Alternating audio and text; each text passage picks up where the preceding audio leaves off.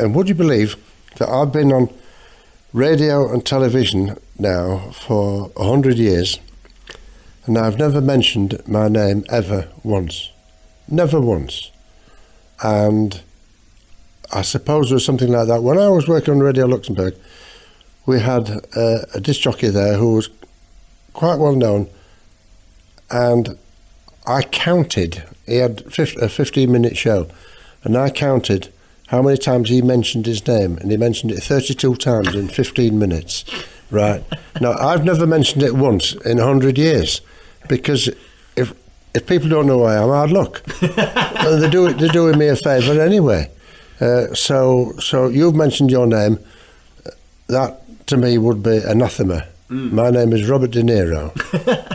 I've been thinking about what makes you different, and the fact that you dress differently and you talk differently and the cigar's different and the act was different and you've had so many different jobs. I think that sums up your life, isn't it? You try and be different. I never actually tried to be anything. I started off life down the pit, and I used to go up at 4:30 in the morning and walk 1.5 miles to catch a bus, and then I'd get to the pit and I'd walk another 1.5 miles, bent double, banging my head on the girders and things like that. So all I ever wanted was to stop in bed. Now, how can you stop in bed? You can't stop in bed if you're a plumber. You can't stop in bed if you're a builder or anything like that.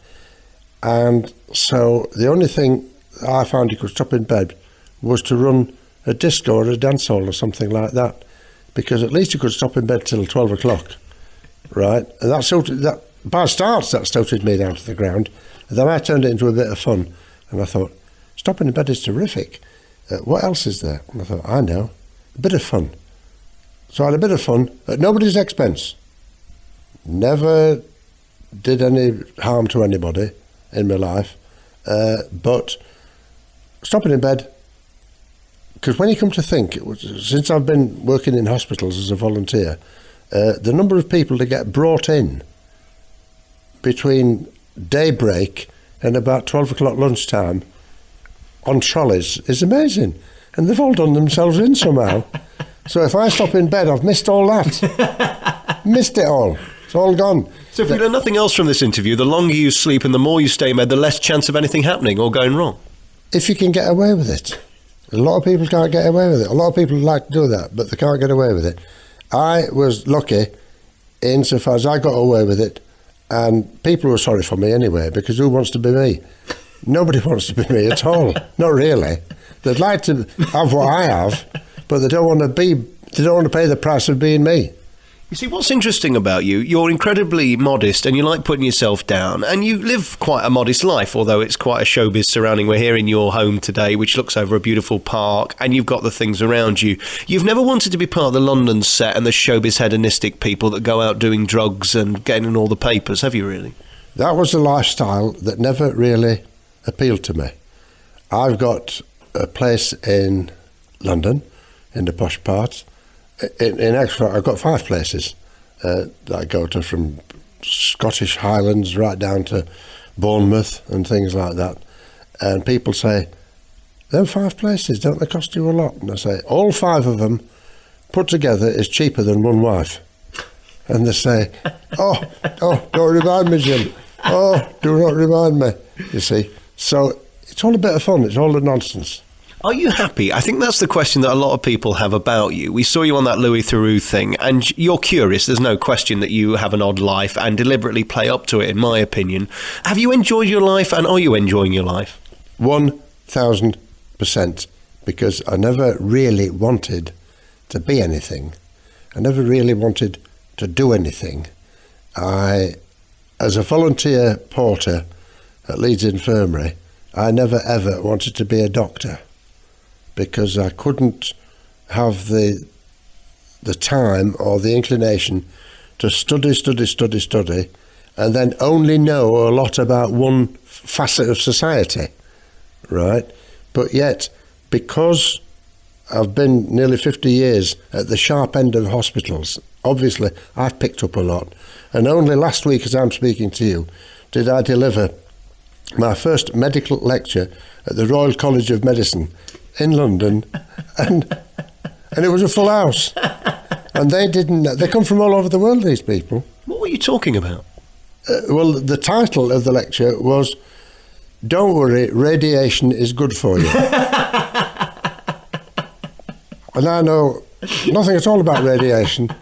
And they'd come from all over the world, and it was a packed house, and I got a standing ovation, and none of them can remember what I said. I was once told my voice is a bit like a chain coming off a motorbike. How would you describe it? No, that's somebody having a go at you. It's a joke. I wouldn't say that at all. I don't think of people that way. You are what you are. You are halfway up the ladder of success, and with a bit of luck, you'll get up the top ladder of success. But like I did say to you, and I'll let the people know what I said to you earlier on, that if I walk down the street with a tracksuit on and a cigar in my hand and long hair and all that sort of stuff, and John Lennon glasses, actually the Jimmy Savile glasses, because I used to wear these, and John saw these and he started to wear them. John, he was my pal for long enough, and so they'll go and they'll say, "Oh, I've just seen him walking down Briggate." Right, now if you walk down Briggate, that'll be it. Now if you wanted to get anywhere, you've got to make sure that when you pass somebody, they're going to say, "Who the hell is that?" Yeah, but you see, that's the difference between you and me, James. I don't want to be noticed. You do like it. You see, I like the radio. I'm hidden behind a microphone. I do my show. I go home, and then I can get on with my life. You like being noticed. Yes. You see, that's where we split. You want to do your thing on the radio, or you want to go home and do your thing privately. I never wanted to do my thing privately because there was no difference in between my job and my life. It was all the same. It was all the same. And that's why I do the things that I do.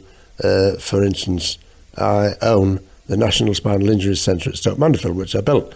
Now, I single-handedly got all of £20 million to build that and designed it on the back of a menu, all like people do.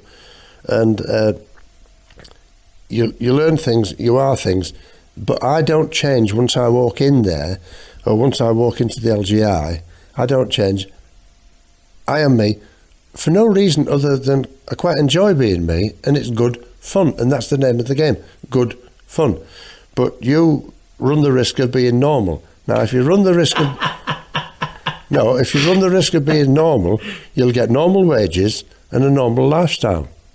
But if you want to be abnormal, like me, I've had 36 Rolls Royces and all sorts of things, but I prefer running marathons. I want to talk to you about the things I've learned about you. One is that you created John Lennon's image. That's what you're telling me, because he nicked the idea of your glasses. I didn't say I created his image. The Beatles, when they lived in Liverpool and before they became famous, I had a disco in Manchester called the Three Coins. And it was in a street called Fountain Street, 3 coins in the fountain. And they came and played there. Nobody knew them at the time. And lo and behold, I was on a TV show, their very, very first TV show. And when I got back to Manchester, Mallard said, "Were them Beatles?" And I said, "Yes." They worked here. I said, "Give over. Never work here." He said, "Yes, they worked here twice." And I went and got the wages book, and it said, "Beatles, £5. That's all they got to travel from Liverpool." And it said underneath, "Went down well." So they came back 3 weeks later for £15, right? So they were my pals, but they were my pals in a more deeper sense than pals, because I was part of their early life. And then I did my thing and won all the awards that I won. I've won about 140 different awards, right? And they did their thing, so there was a rapport between us. And shall I tell you a quick Beatles story? I was going on an airplane to America to meet Elvis. Never seen him before, never knew him before, and there was no real reason why I should have gone, just because I was a chancer. And he'd sold 1,186,000 copies of It's Now or Never. And they said at the record company, "Oh, he's got a gold record." I said, "I'll take it to him." And they said, "What do you know about that?" I said, "Well, I'd actually won an air trip to Los Angeles for something that I'd done." And he lived near there. So I said, I'll take it to him.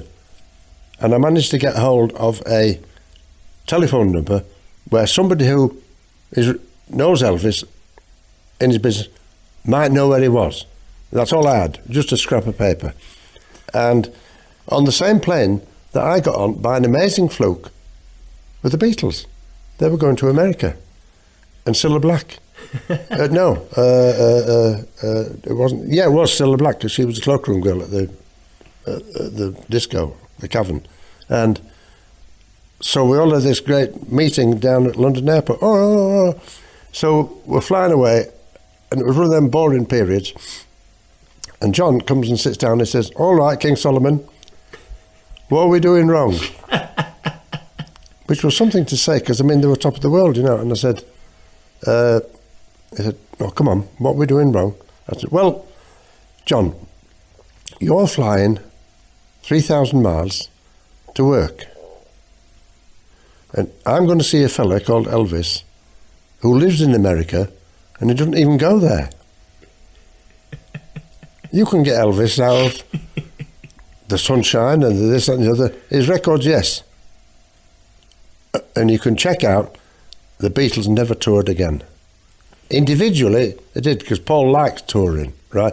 But the Beatles, as a group, never toured again, because I was going to see a fella that lived in America and never even went there. And they were flying 3,000 miles. To what? To earn money for promoters, to earn money for agents.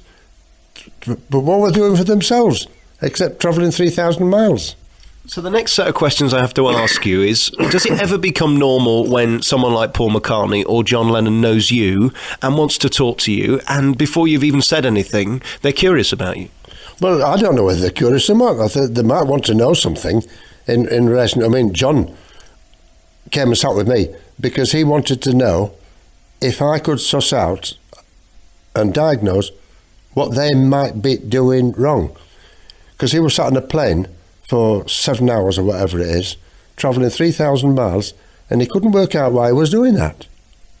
But he suddenly realised he was doing it to make money for other people that he didn't even know. But can't you see how special that makes you, that despite all those people around him, half of which were having him sat there do that, he chose you to ask that question? Well, he did that because he thought I could have the answer, because I was odd. And if you're odd, you might have just have the answer to the question. You see, I never ever thought, for instance, that I was clever. Tricky, yes. I'm a very tricky fella. But tricky is much better than being clever. But you are clever because you're in Mensa. No, that's an accident.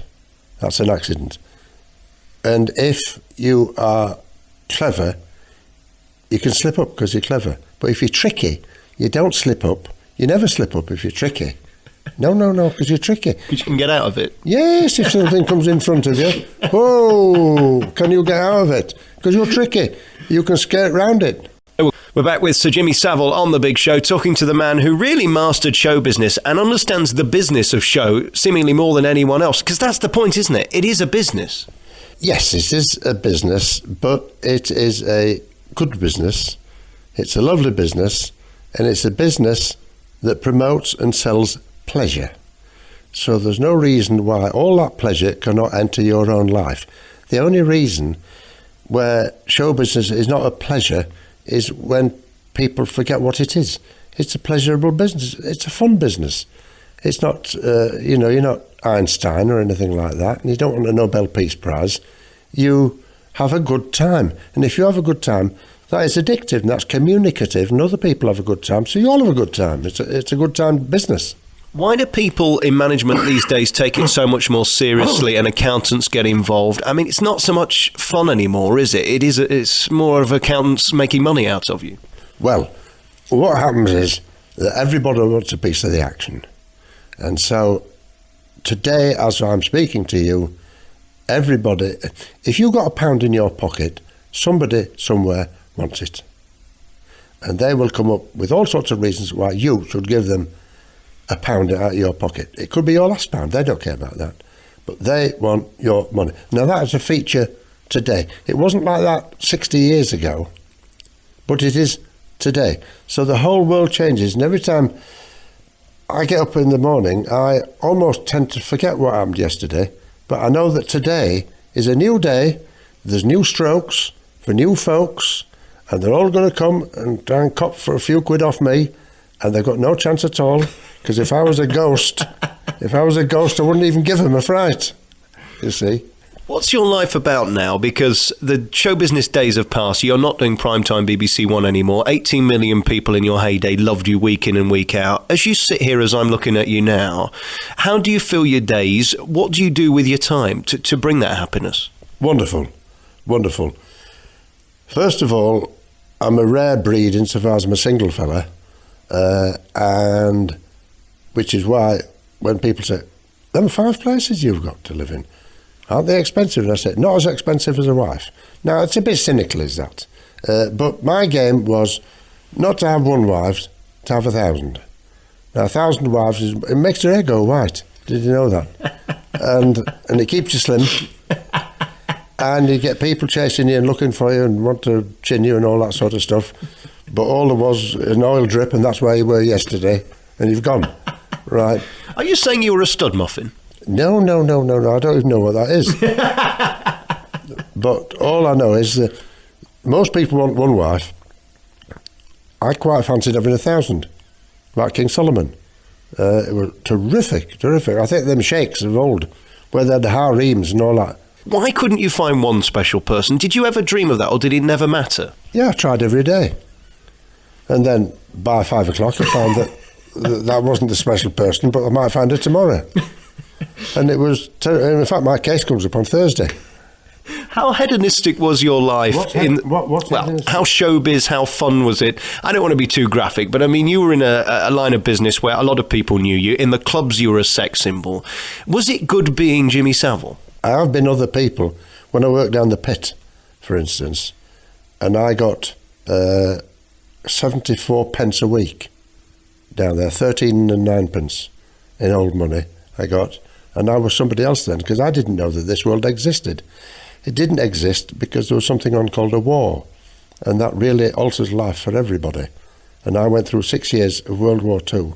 That formed me into a completely different person. And when I came out of the pit and went to join a scheme called Lend a Hand on the Land, which meant you could volunteer because you needed food, needed this, that and the other. So working on the land to me was fantastic. I did that for about 6 or 7 months. Oh, yeah, that was wonderful. And then I thought, hang about, it's too good, is this?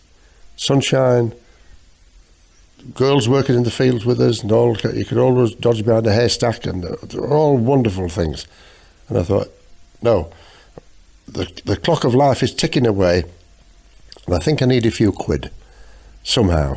And so I started to run dances and discos and things like that. Didn't make any money much, but I got the name as a promoter, an entrepreneur and things like that.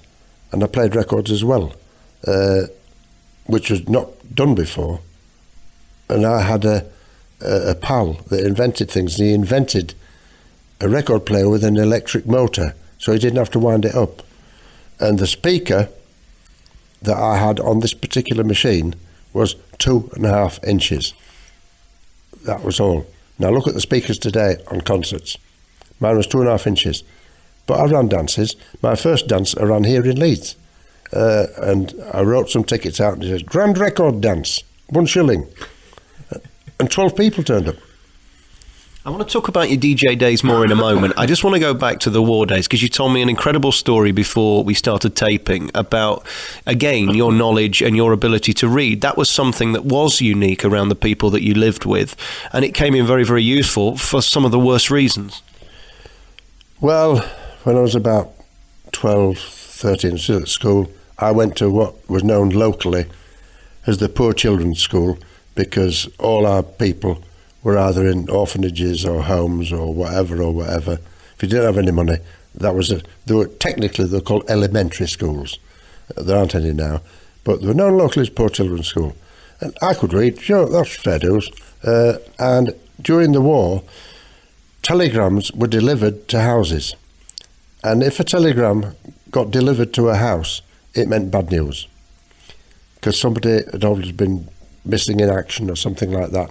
And people never opened their telegrams. They'd find somebody who could read. And because I could read, I did the whole block of streets round where I was. Is Jimmy in? We've got a telegram. Can you come and read it? And I'd go and open the telegram and I'd say, I'd read the thing. This is to report that so-and-so has been killed in action.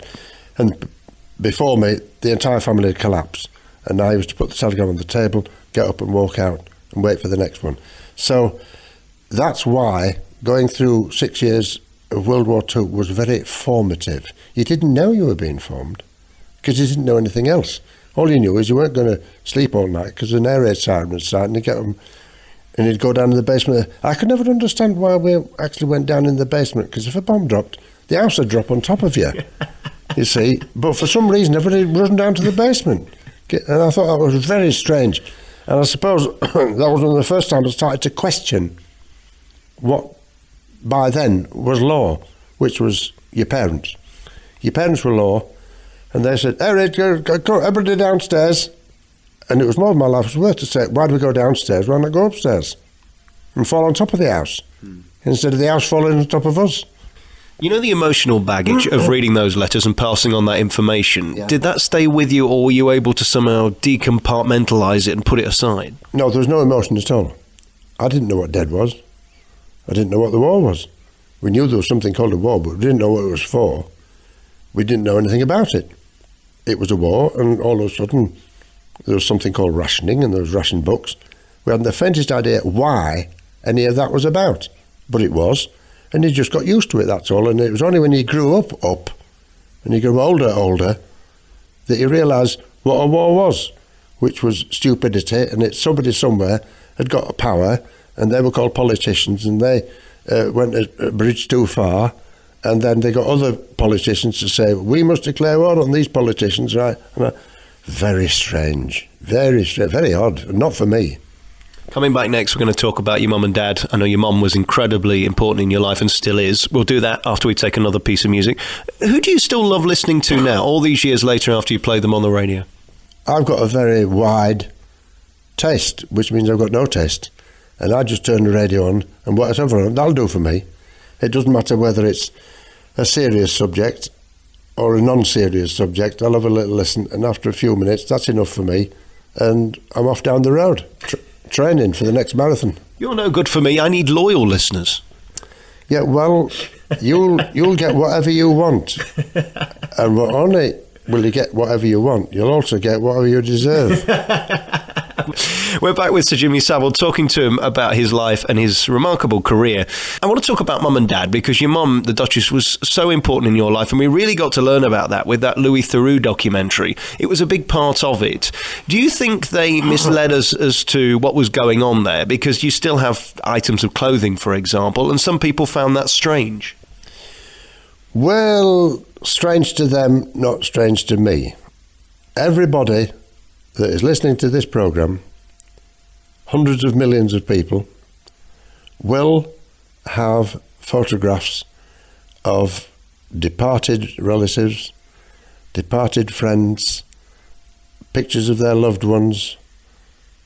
Pictures are all right, but when the Duchess went off, quite suddenly, as it happens, and I came home, because we lived together, just by convenience and coincidence, not through emotion or anything like that, because she thought I was a thief, because she realised that money came from working, and I didn't work, and I got all this money, and there was cars and houses and things like that, and she was convinced I was a thief, and she used to worry, and she would say to people, I don't know what he does, but it's not what he says he does on the radio.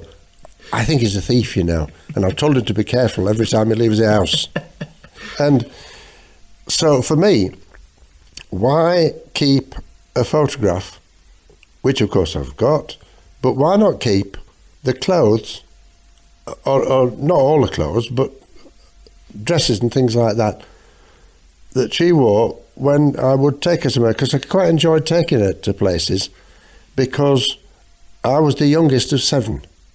4 sisters and 2 brothers, and I was not the favourite by any means, because I was a not again child. when she was telling the neighbours she was up the tub, they'd say, "Not again." So I'm a not again child. So I wasn't a favourite by any means. But we had this great sort of rapport, and she was quite small, and she had natural golden hair, and she was very kidnappable. When I took her anywhere, that was her finish. Somebody had oyster and take her away, and when I wanted to go, I would have to go looking for her.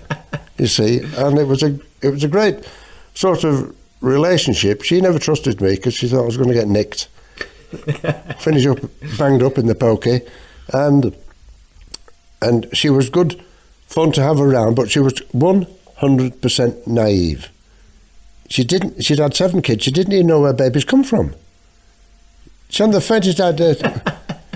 It was amazing. So we had this great sort of rapport, and when she went, I thought, well, there's no point in her going. Not really. So instead of keeping just pictures, I keep a few dresses and things. And I've got them hanging up in a wardrobe, and occasionally when I open the wrong wardrobe, and there's a dress, and I think, oh, she wore that when we went to see the Pope. Because I said to her one day, you want to come to Rome? And she said, yes, why? I said, I'm going to see the Pope. She says, don't joke like that. She says, you don't want to see the Pope? I said, I am. Do you want to come and see me?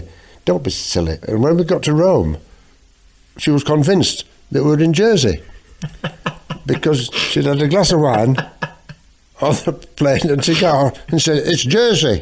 And I said, why are they speaking Italian? She said, they speak all foreign languages in Jersey. And so things like that, those are star things, but there's no sort of emotion as emotion there. And so I keep a lot of her gear, not through emotion, I keep it through common sense. And to me, the gear that she wore when we went to see the Pope, even though she thought she was in Jersey, is too good to throw away. She must have been incredibly proud of you, because most sons don't get to take their mum to see the Pope. No, she was completely bewildered. She was more bewildered than proud. She would never got around to being proud, I don't think. No, because if anybody said, oh, what's Jimmy like? Oh, I keep warning him, you know. Oh, I don't know what he's up to, but he's up to something. He never get this sort of money, you know, by doing what he's supposed to do. So it was a very strange one-off relationship, and it suited both of us. And in terms of the money you mention, did you ever have a conscience about that? I know some stars magnanimously offer it back and say, no, I can't take that. Kenneth Williams was renowned for turning down money. How did you cope with it? I mean, you're just an average lad from Leeds. Yeah, no, so I only needed what I needed. And if I got any more, I've got the ability to make a few quid, because I'm tricky, like I said. And so I don't mind giving it to people that need it. Like, for instance, when I was building the spinal centre at Stoke Mandeville, that needed £20 million. Now, how do you get £20 million? It's not easy, but I love the prospect of it. And I didn't have a shilling. And I said, yeah, all right, I'll build a place for you. But getting it was a hoot from start to finish. And if you're lucky, for instance, in the 1986 London Marathon, I was sponsored for £286,000. And there was much moaning and groaning on the race because I was getting 1 million times more than the winner.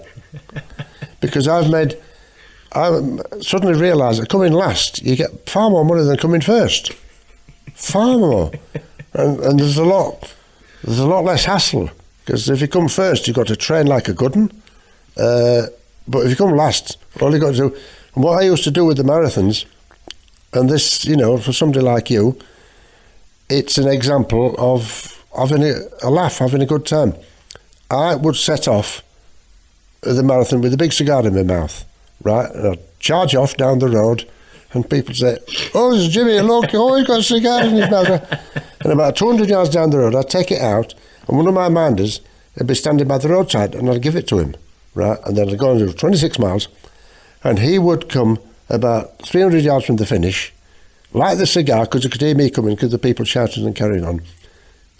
And I'd cop for the cigar, and finished smoking the cigar, right? Smoke coming out of it, and this, and that, and the other. And people, God bless them, especially newspaper men, and I'd love that, they'd say, how many cigars do you smoke on the way around, Jim? I'd say, 4 or 5. And it was the same one. It was a con job. That's called being tricky. And being tricky is better than being intelligent. I'm learning fast. What do you reckon to the smoking ban? Because, of course, you can't go in your restaurants and pubs now smoking your cigar. I can, because I don't go in those pubs and restaurants and things like that.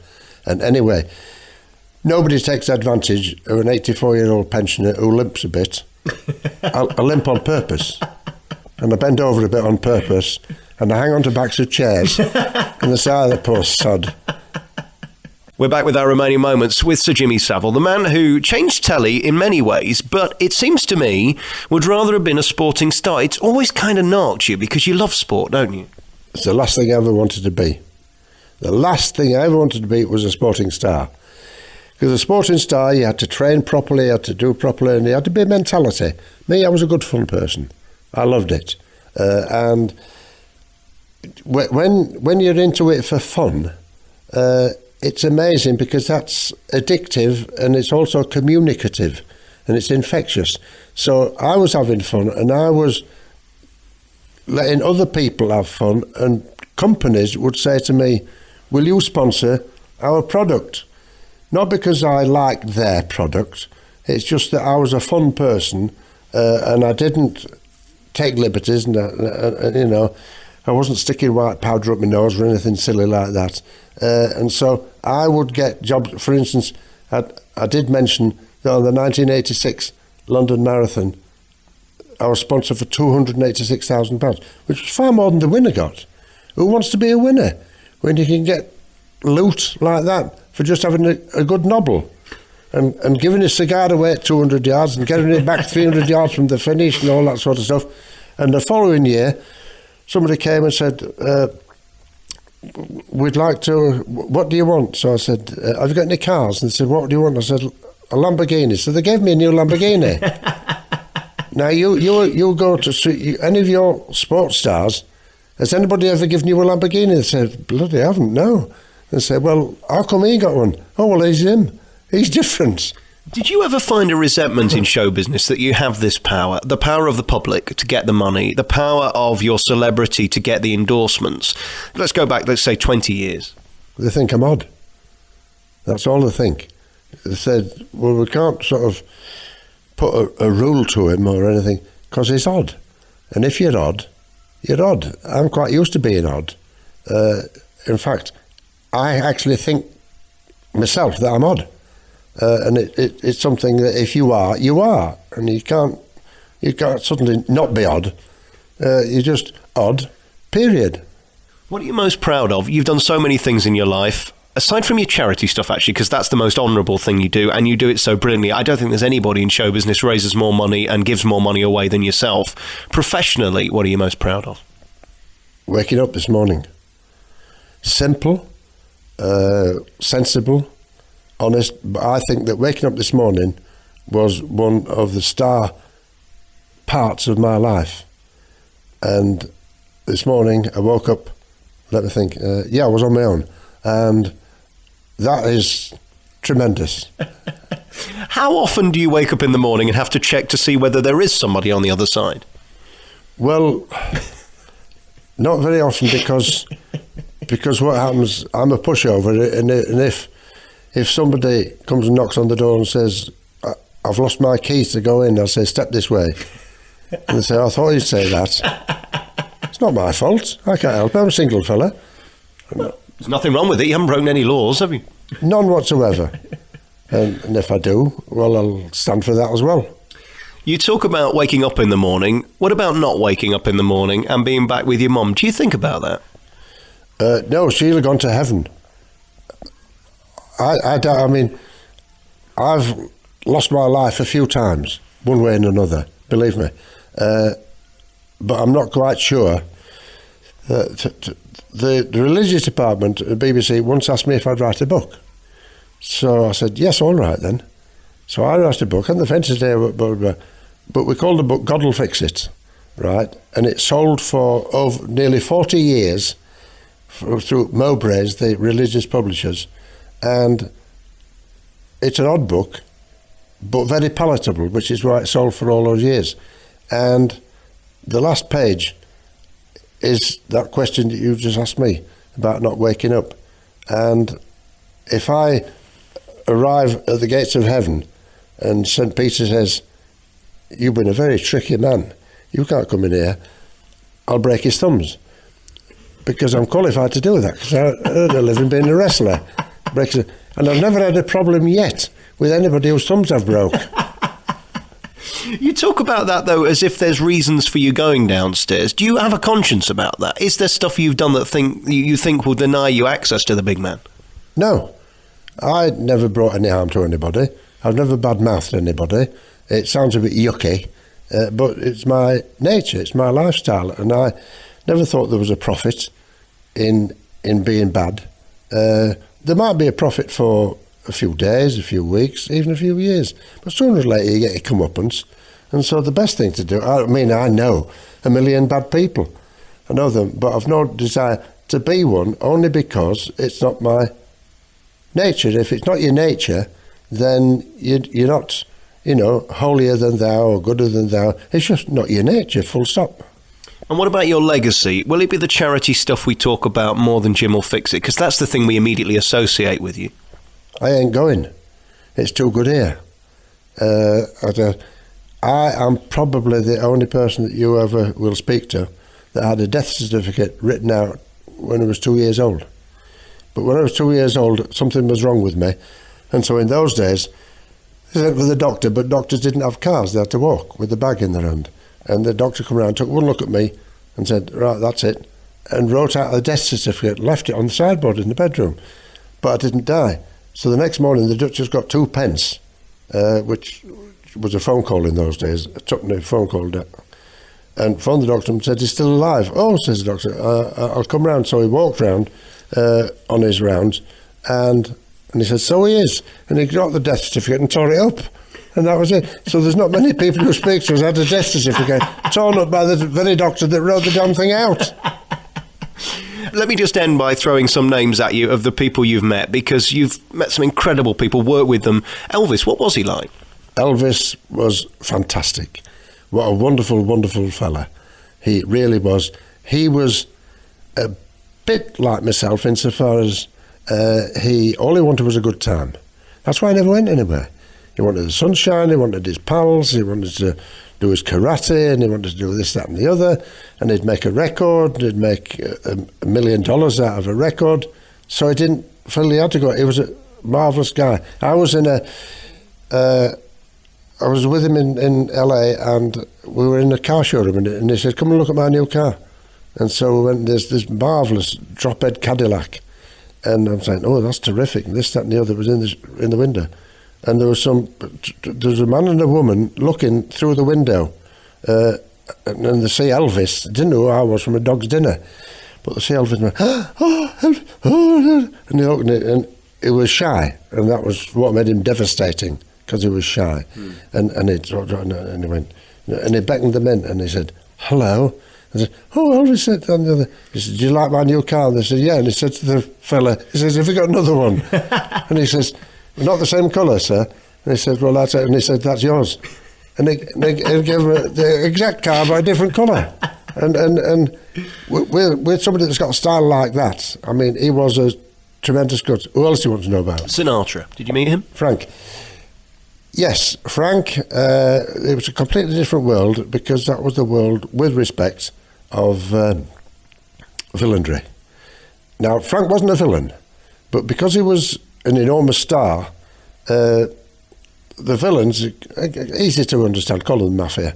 The Mafia, they treated stars like pets, like pet dogs and pet cats, right? And they always had to have a star, right? And Frank was one of the biggest, so he knew all the top people. And so I was going from Elvis in LA to Las Vegas. And so I was Frank Sinatra's guest at the Sands Hotel. It got pulled down not long since. And when I got there, Frank was coming, but unfortunately he was with JFK in Washington and the snow came, and his plane couldn't take off, so it didn't actually get there. Some another time, but it didn't get that time. But because I was there, he put his pals, unbelievable villains. They were all old geezers, fat geezers, and they sat in chairs, and they sat in the other. And what happened was, out into the desert, there was a club called El Casa Vegas, right? And he was the referee in between the two teams, which were the Sands team and the DI team, the Desert Inn team. And he was the man that brought peace with them until the two teams put together. And then they said to him, right, who do you want to be with? He said, I don't want to be with anybody. They said, well, you can't be on your own. It's untidy. You know, we're all together now. One or the other. No. So they burnt his place down whilst I was there. Burnt it to the ground. There was people running about the desert with his pyjamas on and things like that. And I saw the confrontation when he come in to the Sands. He come into the Sands and he put his arms out like this and he says, why? And they said, Jaime, what's wrong? What's wrong? He says, you burnt the place down. He says, Jaime, just a minute. Are you married to my cousin's sister? You know I... Well, that makes you family. No, yes, it does. Now, sit down. And they calmed him down, and that was it. And he didn't have to join either one or the other because he didn't have a place left. It had been burnt to the ground. Incredible. And of all the people you met, who was the most interesting? Did anybody make you starstruck? No, not starstruck. I have an enormous respect for people. And it doesn't matter whether it's a hospital porter who... One of my pals I worked with for years and years and years and years, called Joe, he had my enormous respect because he was worth it. So I have respect for people, but not necessarily starstruck as such. Although I enjoy seeing them. But respect is far more important than being starstruck. Do you have to also keep the balance with your job, that you're not walked over and made a fool of, and that you don't suffer fools gladly? I don't mind being walked over. People have tried to walk over me all their life. Finish up with a broken leg, that's all right. Talking of your wrestling days, I noticed a poster on the wall down there. You love that. Did I read 35 matches, 35 losses? Yeah, the first 35 fights, because no wrestler wanted to go home and say he'd been beaten by a long-haired disc jockey.